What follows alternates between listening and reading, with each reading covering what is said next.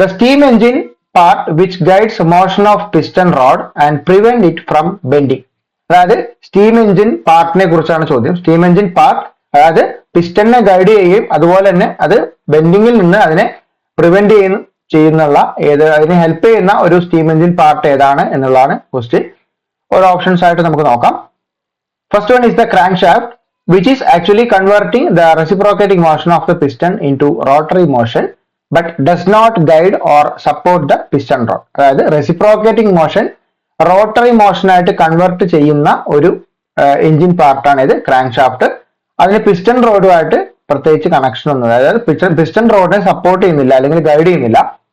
Second option cross head ആണ്. Cross head guides the piston road in straight line and prevents side thrust and bending. ഇതാണ് നമുക്ക് correct option ആയിട്ട് വരുന്നത്. കാരണം piston റോഡിനെ guide ചെയ്യും, support ചെയ്യും, അതുപോലെ തന്നെ ബെൻഡിങ്ങിൽ നിന്ന് അതിനെ പ്രിവെന്റ് ചെയ്യും ചെയ്യാനുള്ള പ്രിവെന്റ് ചെയ്യുന്ന ഒരു എഞ്ചിൻ പാർട്ടാണ് ചോദ്യം. ആൻസർ ക്രോസ് ഹെഡ് ആണ്.